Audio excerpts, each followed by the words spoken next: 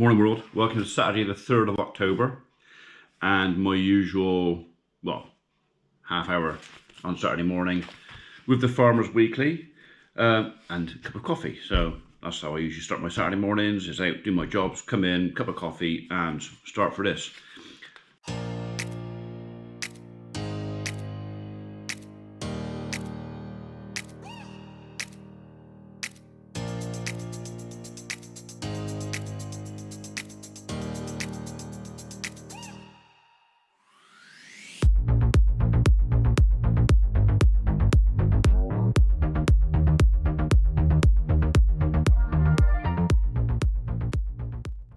Problem I got today is the very first page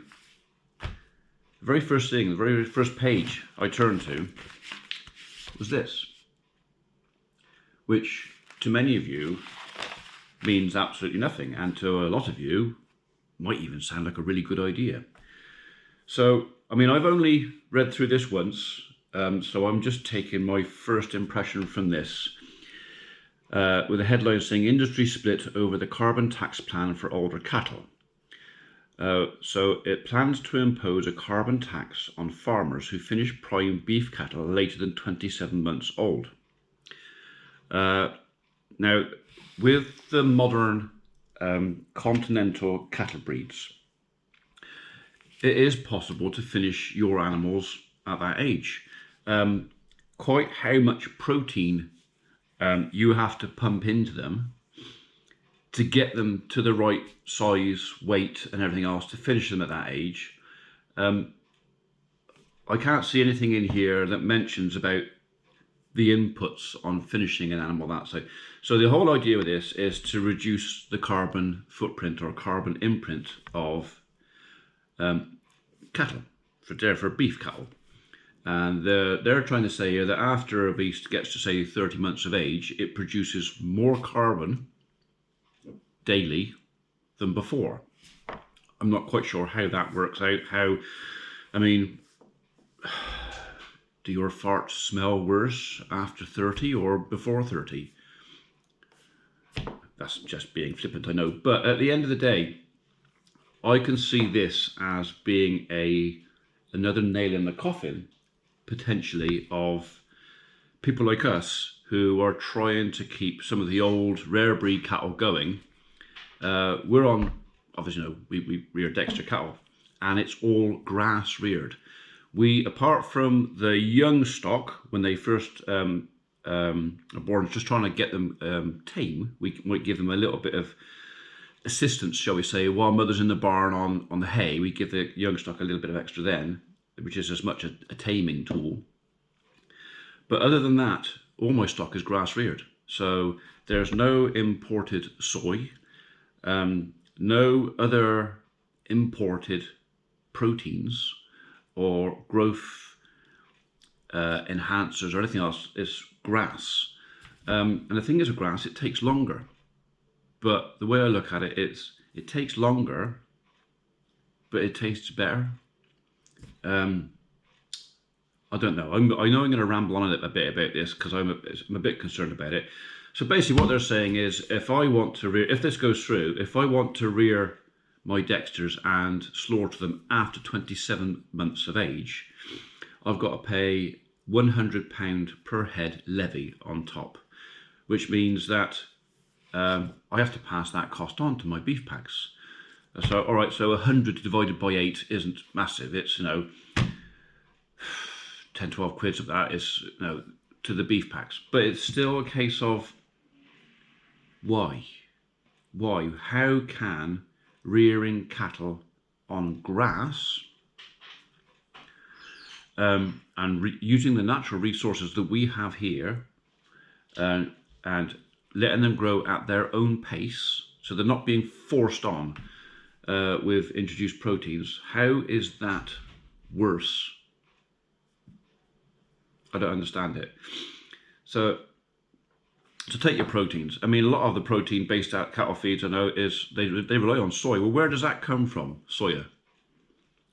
Well, it's not grown in this country because we don't grow soya, because our climate doesn't suit soya. So it comes from abroad. So surely if you're adding up the carbon content of what soya costs to produce, and then add the carbon footprint of that to that equation, how can that really? I don't get it. I don't understand it. They got all these clever facts and figures here of, oh, it's older cattle produce more carbon. But do they if they're just eating grass? Because we're not shipping materials from across the other side of the planet. We're not processing materials. We're not transporting stuff on lorries or whatever else. It's here. It's grown here. How can that be? How can eating grass be less carbon efficient than this? So I don't know. I mean, like I say, I could actually be barking up the wrong tree, and I've read this and I'm getting it all wrong. But I don't think so. This could put a lot of small farmers, maybe this is what this is aimed at, a lot of small farmers who have a niche market like we do with our Dexter beef. Maybe this is just a way of going, do you know what, you're kind of inefficient, which we are.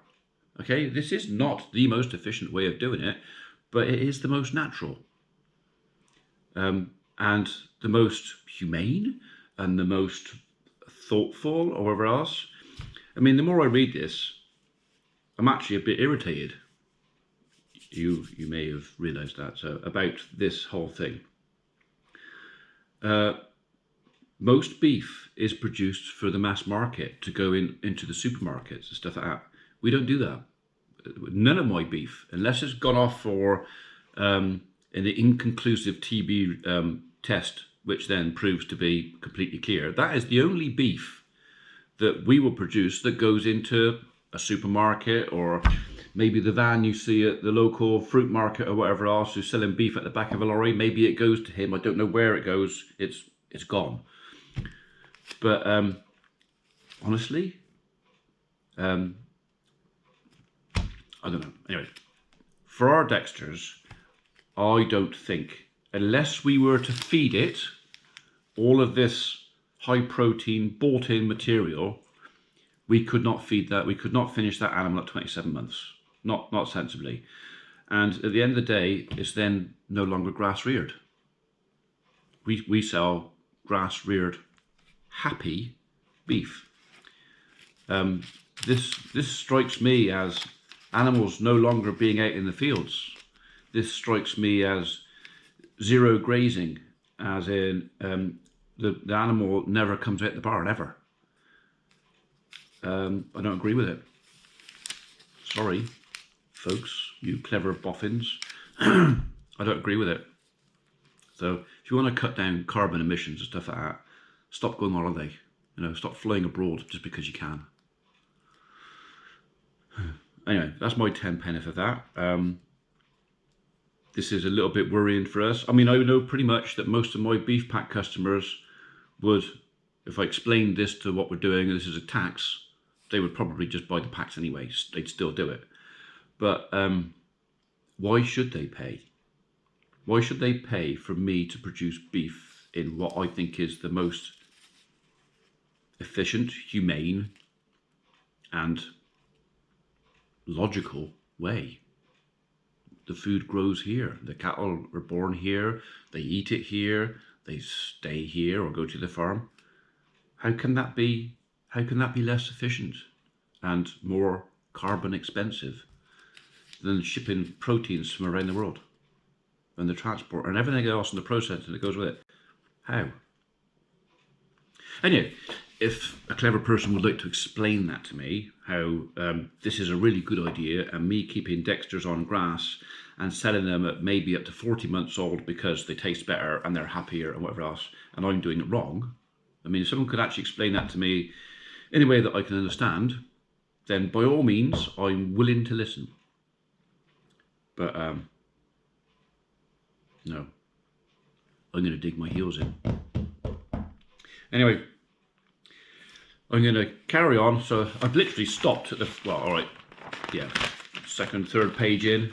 This is as far as I got so far. So I'm now going to continue to go past this, hopefully find some interesting stuff. I know there's some TB bits and bobs in here. There was another one there. Furious activists publish daily lists of cull shooters. Oh, I'm not going to comment on that. So, right, okay, so yeah, we'll catch you. I'm probably going to do something outside in a bit, although, oh, no, it's still raining. Maybe 40 minutes reading me book. Anyway. Well, another story I heard a bit about, actually, NFU actually messaged us regarding this, probably because they're having to pick up the tab on the insurance for the damage. A lot of winter wheat, in fact a lot of cereals did not get planted last year. So they stayed in the barn for an extra 12 months, which is okay if that barn is probably in the dark or something. But the bags that that seed is being kept in, quite often those bags have been used again. Maybe it's from self-dressing and stuff like that. But these bags, you leave them in sunlight and they'll rot. And it doesn't take long. It doesn't take a lot of sunshine to actually rot these bags. And I have heard of folks, picking bags up to go to the drill, going over a lump in the field, and boom, that's it. The whole lot's on the floor. So yeah, so if you haven't heard that story and you haven't done your drilling yet, and you're thinking about it, and you've got last year's seed or older bags, just be warned, be careful. Take it steady with those bags, otherwise you're going to have your crop. Excuse me, Chucky Hobnobs. You're going to have your crop all over the floor in lumps. Okay. Perhaps I should keep this running, and I'll just, maybe I'll just scan through this and. In their own words, chief vets on latest bovine TB strategy. Okay, I'm going to come back to that because that is all about something I am quite interested in. Silver bullet vaccine to beat cattle TB unlikely. Well, we haven't been holding our breath anyway. So we heard something was on its way. The story I got was, you can't vaccinate cattle against TB because if you do, you can't test them for TB because the tests will come up as a positive reaction because of the vaccination. This is as I understand it. So, so vaccinating cattle, yes, they got a vaccine against it, but there's no vaccine is 100% proof.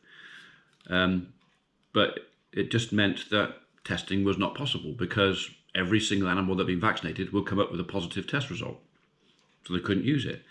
I had heard that there was a vaccination coming that held a marker, which I'm assuming would have to be tested through blood testing.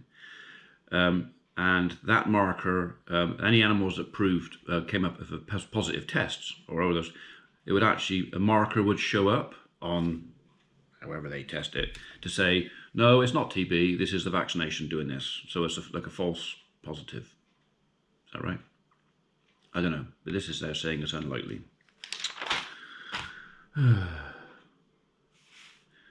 So, currency, crop size and wheat weather keep wheat price firm. So, yeah, so it's holding around £180 a tonne. So this is one of the reasons we've not rushed to sell our wheat.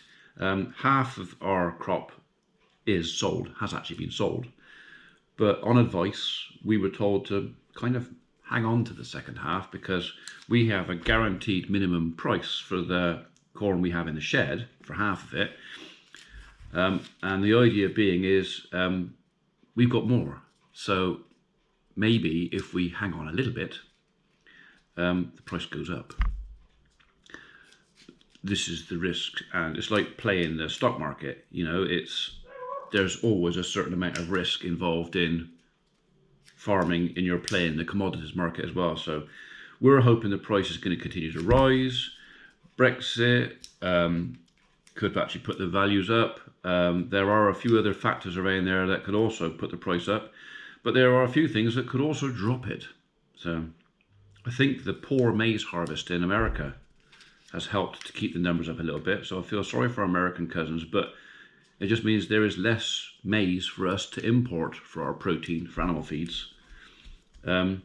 So it's kept the price up for us. So anyway, right, Mrs. P is home, so I'm going to turn that off and read the rest of my book. Or maybe I won't turn it off. Maybe I'll just sneakily keep it on. I can only apologise if I have trouble. Yeah, I'm sorry she did. I'm really What? sorry. Hey you, what are you doing in here? I know, can you sort of... I'm Where's really it gone? sorry. Pepper. Oh, she's trying to irritate your dog. I'm sorry. Well, she's actually trying to make friends. Come here. You are a collie, which means you're an outside dog, not an inside dog. You're not allowed in here. You're not allowed in here. But look at my face. Hey? But look at my I know a little Miss Butter wouldn't melt. Have you been eating stuff again? I don't know what. Dirty. No, you're not licking my face because you eat. Got the Christmas biscuits. You got Christmas biscuits? Yes. Brilliant. Christmas biscuits. And the cheesy biscuits. Cheesy biscuits, even better. You got the cheese? And I got puff pastry mince pies for you. Oh, I'm not so fond of them. I prefer a short crust pastry. I know, but that was the only ones I could get. Failed. Right, you've got to go outside. You can't stay in here because if I let you in and fuss you... Oh, you're not What's great. that? White chocolate. It is Magnum white chocolate and cookies. No, you can keep white chocolate. No, I don't. Holly likes them. Oh, that's right, Ollie can have it.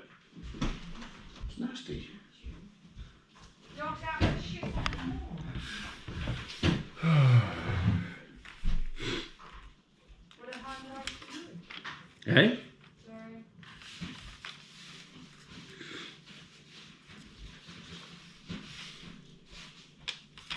Is it safe? Everything is safe.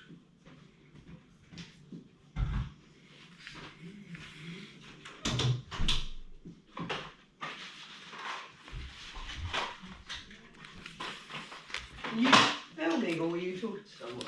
I was filming. There was a story in here with reference to...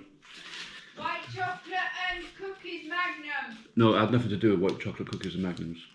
It had to do with beef over 27 months of age and then putting a tax on it because of carbon footprints and sequestering carbon and stuff like that. So Okay.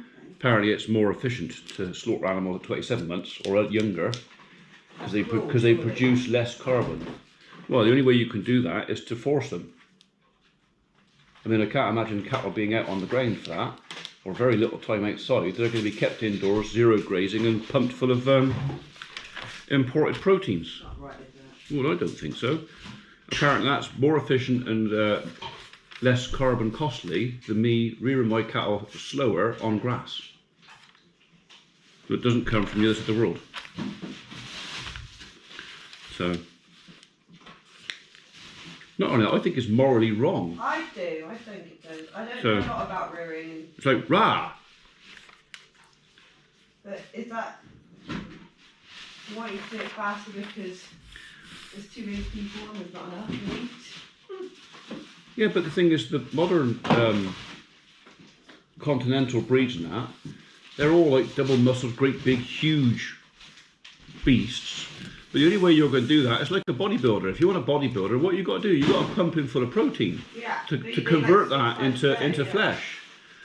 Well, you don't get that in 27 months off of grass. No. You have to supplement it, Yeah. and it's not, as far as I'm concerned, it's not blinking natural. No. So it would put me off. What? I'm having a rant. You are. I'm having a rant. And I'm letting you rant. So I think they should grow at their own pace on grass and at least have a decent life. So I'm sure many will disagree because it's not financially viable. Yeah. I think I'm falling in the wrong era. Well, Ow! because we're not a proper farm, and a proper farm is somebody who does nothing else and relies entirely on their income on agriculture. Because we don't do that, we have certain benefits that they don't, because our money comes from somewhere else, from the tree work. But I suppose those people that are forced to make every single penny to pay all the debts for those big shiny tractors they got, Yeah. you know, or the Range Rover. that they don't actually need. I hate people. So I don't hate people. It's just culture. It's just the way stuff is, and it's led by government and supermarkets and boffins who think they know better than us. We eat it now, we eat it fast, I don't know how you get it. Something like that. I don't care what it costs as far as planet, as long as... Well, this is supposed to be for the planet. This is supposed to... What are you eating? This is a protein bar. Forcing yourself to be a nasty person, not allowing yourself to So instead of being a grass-reared, happy animal, you're forcing protein into you in the form of chocolate bar. Yeah. Are you happy? Yep. So am I wrong then? Should I keep all the cattle in the barn, zero graze them and force protein into them? Doesn't count. I have a choice. They don't. True. I'm choosing to do this True. because I want to look a certain way. But being as you belong to the similar family, cow. I was being nice. Listening to Oh, me. no. Let him get out of his I'm sorry, darling. system, and you just don't take it out on me, or don't you take it out like No. Ben. I'm just having a little vent on it. It's a case of I don't think it's... You're not filming right now, are you? Yeah. Daddy, I'm in my pyjamas. I don't want to be on this. So there's nothing hanging out. No, I don't want to be on my pyjamas on the camera. Same off Tibisky. I don't want to be on camera this morning. Oh, is that because you haven't got your face on? No, because I've just woken up. Well, the thing is though, there are many women in the world who would give their anything to look as good as you do when you first wake up. Well, that's lovely, but my hair's greasy and I don't want to be on camera first thing in the morning. It's not greasy. My hair's greasy. Well, until you told me that, I wouldn't have known. Huh? I said, until you told me that, I wouldn't have known, and I still can't tell. No, I don't want to be on camera. What farmers are doing to reduce risk of bovine TB.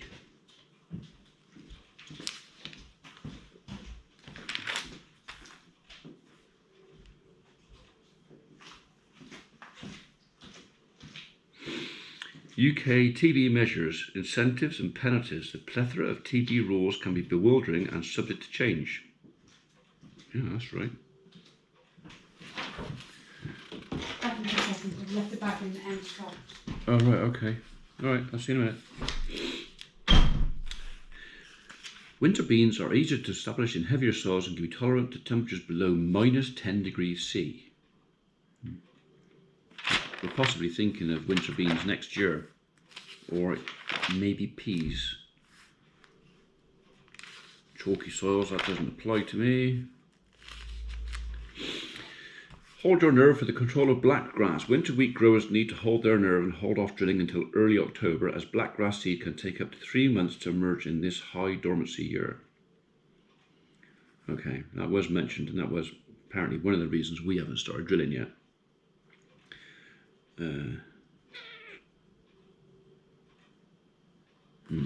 Although I don't think we've got a particularly bad issue with blackgrass.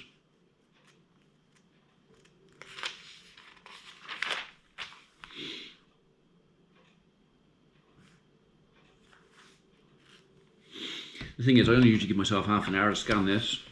It kind of needs an hour and a half to go through it all. So, because the idea is if I can get through this today, because I visit my parents on a Sunday, I can always take it over to my father, can have a look at it as well. So I'm sure he'd be interested in some of this. I just need to glean what I need out of it first. Weed and disease fears for early drilled wheat. Okay. I think a lot of folks are not panic drilling, because it is early enough to drill your barley and wheat if you want to, but it is still plenty early enough. But I think so many got caught out last year in that wet, and so many are concerned about that wet coming back again this year. They're just going, the ground's ready, let's get it in. But is that going to come back and bite them in the bum because of weed and disease going too early? I don't know. I mean, don't think I'm an expert on this, because I'm not. All I know is what I've learnt kind of in the last year, and I'm not going to learn all of it in a year. In fact, I'm never going to learn all of it, because a lot of it keeps changing. 90% of crops had to be dried. I don't doubt that. Do you know what? £3.80 seems quite a lot. I know it's less if you subscribe and get it sent to you, but my missus just picks it up with her weekly shop. But for the amount of information and stuff you get out of here, I think £3.80 is a pretty fair investment, to be honest. So if you're not a farmer, you watch my channel because you enjoy what goes on and you like other people's channels and you like the agricultural side. And even if you're a like Farming Simulator 19 player or something like that, and you're just genuinely interested in the industry, you could just subscribe to this. That's the postman, excuse me. I don't know. Right, so that's potatoes. So potatoes isn't really my thing, so I can skip that for the time being. Maybe potatoes will be my thing later on, but I think it's one of those crops you kind of have to be set up for, and we're not. Deere reshuffle prompts shifts in dealer network. Okay, well, I don't have a John Deere because I can't afford one. Somebody wants to give me one, by the way. You know, you can carry on. If you want to lend me a John Deere for a while or anything else, oh, I'll have a play with it. That's cars. Not interested in cars. Britain's fittest farmer. Not interested in that. A year in the making. Britain's youngest council farm tenant. Okay. Yeah, that's worth coming back to. I'll come back and look at that. Property for sale, property for sale, barns, pigs, more property, concrete. Ooh, shiny things. Don't look at shiny things, Ian. No, more shiny things. Ooh, less shiny things, but...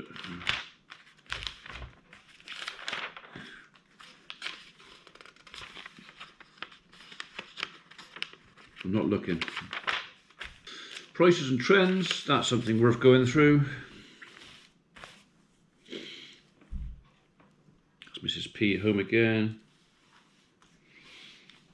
Okay, so the trend for milling wheat has gone up a bit. Feed wheat has also gone up a bit, only a couple of quid. It's basically £1 a month is going up, a ton I think, that's it. But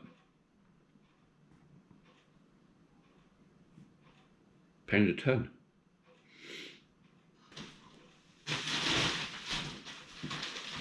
Too big a word. No, I was just looking at the prices of the big bale hay and the big bale straw and the wheat straw and the barley straw. I got a funny feeling we might have sold our straw a bit cheap. Still really like that.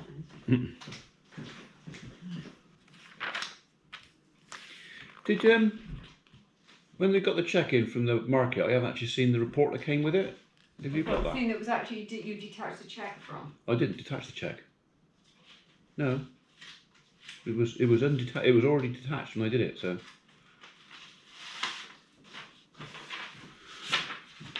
Thank you.